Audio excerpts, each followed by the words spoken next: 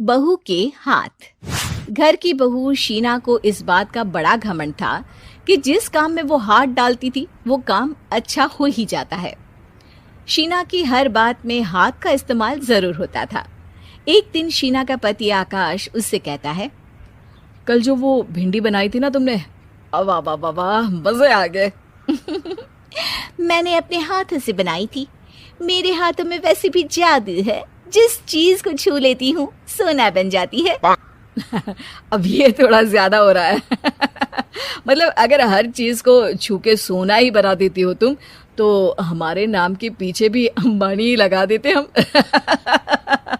चुप रहो, मुंह पे हाथ रख लो, कुछ भी बोलते रहते हो। शीना की सास बगिया से पूजा के लिए फूल चुन रही थी।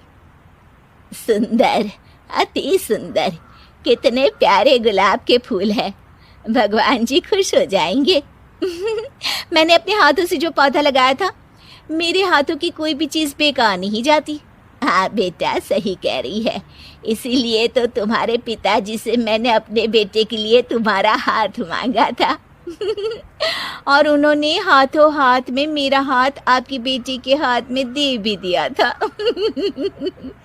हाँ बेटा, वो तो है, पर मुझे ये बता, तू ये हर बात में हाथ क्यों बीच में लेकर आती है? माँ जी, पंडित जी ने हाथ मेरा देखकर नैनीताल में कहा था कि मेरे हाथ जगन्नाथ हैं, मेरे हाथों से कभी कोई काम नहीं बिगड़ेगा, तो मेरे हाथों की तारीफ तो मुझे करनी पड़ेगी ना। हाँ हाँ, ठीक ही कह रही हो वैसे, तो मिलाओ हाथ इसी बात पर।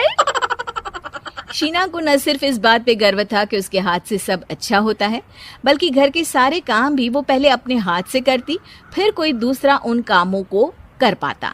एक दिन शीना कपड़े धो रही थी। अरे घर में वॉशिंग मशीन है तो सही, खुद क्यों थक रही हो? कपड़े पहले मेरे हाथ से धुलेंगे, फिर वॉशिंग मशीन से। पहले हाथ की सफाई, फिर मशीन की धुलाई।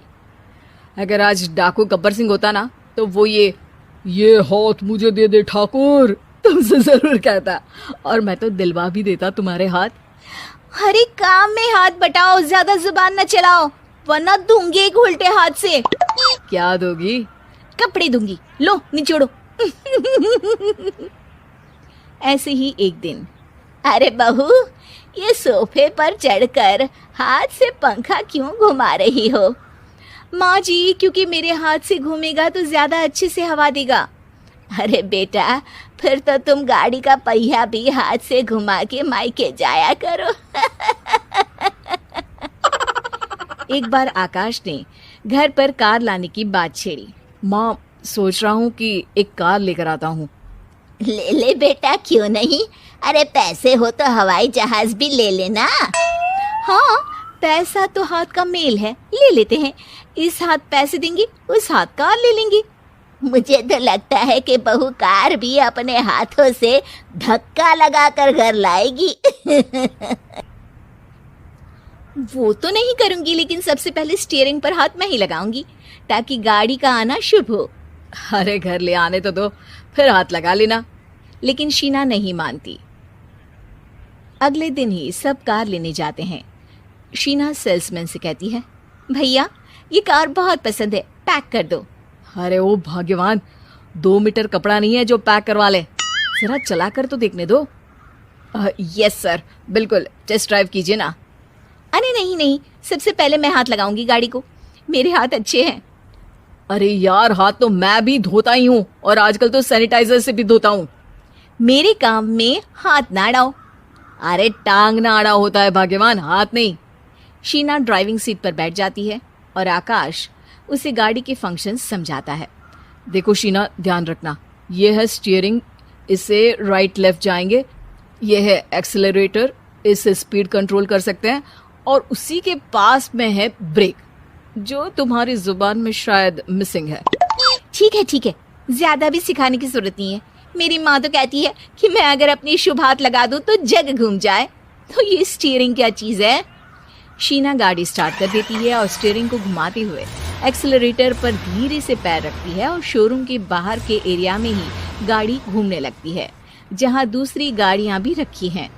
देखा मेरे हाथों का कमाल। अब ब्रेक दबा दो, आगे गाड़ी है।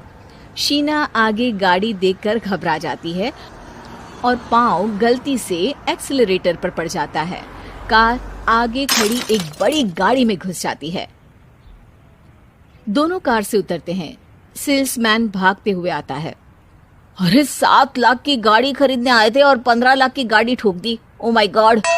आकाश की माँ, आकाश और शीना घबरा जाते हैं। इतना सारा पैसा कहाँ से आएगा? तभी वहां मैनेजर भी आ जाता है। पूरा माजरा समझता है। अरे टेंशन मत लीजिए, गाड़ियों का इंश्योरेंस था। आप जो कार लेने आए थे वही खरीद लीजिए। पर मैडम, जब तक आप सीख ना ले तब तक गाड़ी मत चलाइएगा। अभी तो आपने गाड़ी बस ठोकी है, जिसका बीमा भी था, लेकिन सड़क पे चलते हर इंसान का बीमा नहीं होता। अरे मेरे हाथों से ठुक भी गया ना तो उसकी जिंदगी बन जाएगी, और अगर चला भी गया तो स्वर्ग ही पाएगा। मैनेजर साहब, मेरे हाथ में कोई दिक्कत नहीं है, वो तो बस पाँव गलत जगह पर चला गया था।